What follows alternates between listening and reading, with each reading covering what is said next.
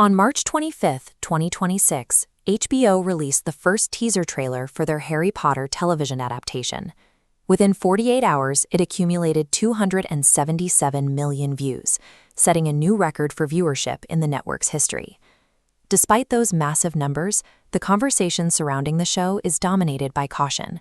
Fans are increasingly preoccupied with how the production might mishandle the core elements of the story. This reboot serves as a high-stakes stress test for the entertainment industry.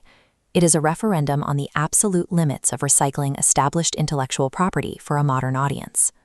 The financial outcome of this single series will establish the permission structure for Hollywood's economic strategy over the next decade. Over the last 10 years, the cultural footprint of dominant Western franchises has noticeably shrunk.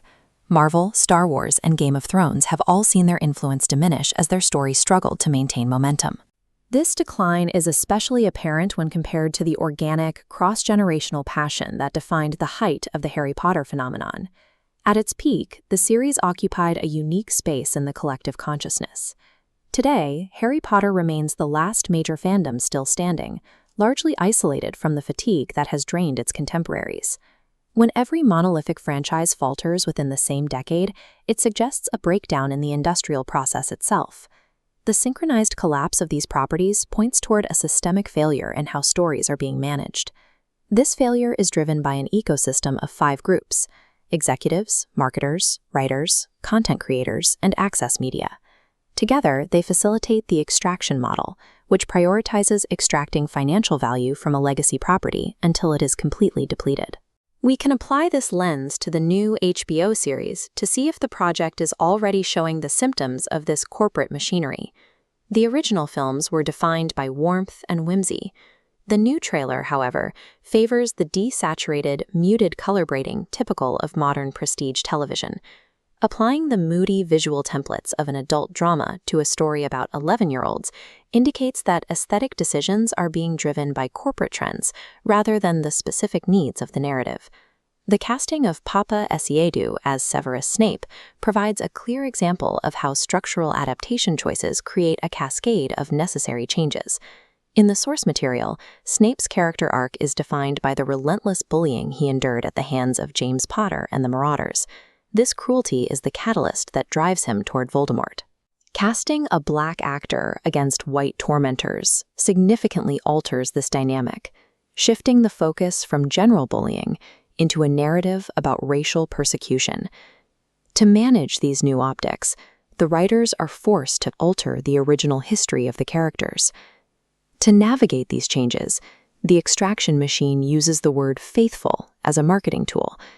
It functions as a way to secure audience trust before the project deviates from the source material.